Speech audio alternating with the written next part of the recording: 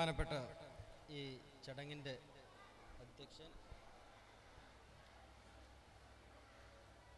ചടങ്ങ് ഉദ്ഘാടനം ചെയ്ത അഹമ്മദ് സാജു, മറ്റു വേദിയിലുള്ള മഹത് വ്യക്തിത്വങ്ങളെ,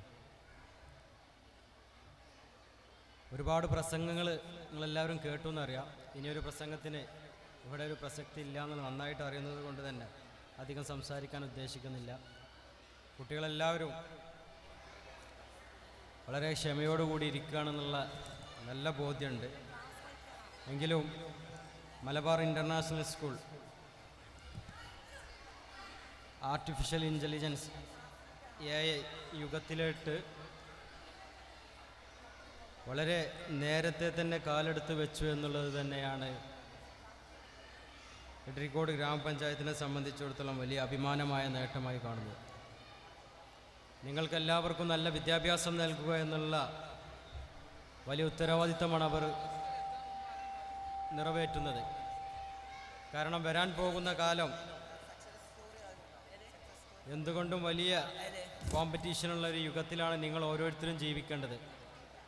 ഞങ്ങളൊന്നും പഠിക്കുകയും ജീവിക്കുകയും ചെയ്ത കാലഘട്ടത്തിലാവില്ല നിങ്ങളൊന്നും ജീവിക്കാൻ പോകുന്നത്. ഞങ്ങളൊക്കെ പഠിക്കുന്ന സമയത്ത് 10:30 സ്കൂളിന് 10:20 എണീറ്റിട്ട് 5 മിനിറ്റ് ആലോചിക്കും ഇന്ന് പോകണ്ടേ എന്നുള്ളത്.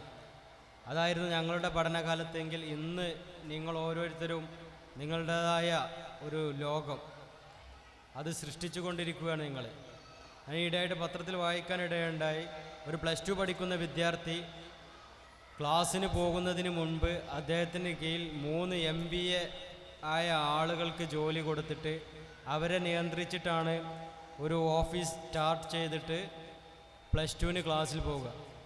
അതായത് അവനെ പഠിപ്പിക്കുന്ന അധ്യാപകരെക്കാൾ ശമ്പളം ആ വിദ്യാർത്ഥി വാങ്ങുകയാണ് +2 പഠിക്കുമ്പോൾ. ആ കാലഘട്ടത്തിലാണ് ഞാനും നിങ്ങളൊക്കെ ജീവിക്കുന്നത്. നിങ്ങൾ വരാൻ പോകുന്ന ലോകമെന്ന് പറയുന്നത് നിങ്ങൾ കണ്ണിൽ കാണുന്നതിനേക്കാൾ അപ്പുറത്ത്, മനസ്സിൽ കാണുന്നതിനേക്കാൾ അപ്പുറത്താണ് നിങ്ങളുടെ മുന്നിലോട്ട് വരാൻ പോകുന്ന ലോകമെന്ന് നിങ്ങൾ ഓരോരുത്തരും മനസ്സിലാക്കിയിട്ട് വേണം വിദ്യാഭ്യാസം നേടാൻ. അതിൻ്റെ ഭാഗമായിട്ടാണ് മലബാർ ഇൻ്റർനാഷണൽ സ്കൂൾ നിങ്ങളെല്ലാവരെയും വാർത്തെടുക്കുന്നത്. അതിനുള്ള ഒരു കഴിവും പ്രാപ്തിയോടും കൂടിയാണ് നിങ്ങളുടെ മുന്നിൽ അവർ എണീറ്റ് നിൽക്കുന്നത് എന്നുള്ളത് തന്നെയാണ് ഞങ്ങളുടെ എല്ലാവരുടെയും ശുഭപ്രതീക്ഷയും. നല്ല വിദ്യാഭ്യാസം നേടുക, സാജു പറഞ്ഞതുപോലെ പഠിക്കുക, വീണ്ടും പഠിക്കുക.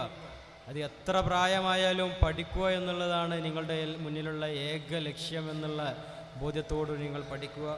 നല്ല വിദ്യാഭ്യാസമുള്ള ആളുകളായി മാറുമ്പോൾ നല്ല മനുഷ്യരാവുക എന്നുള്ളൊരു കാര്യം കൂടി നിങ്ങൾ നേടിയെടുക്കണം. കാരണം നമ്മുടെ ചുറ്റിലും ഒരുപാട് ആളുകൾ പല പ്രയാസങ്ങൾ കാരണം ബുദ്ധിമുട്ടുന്നുണ്ടാകും.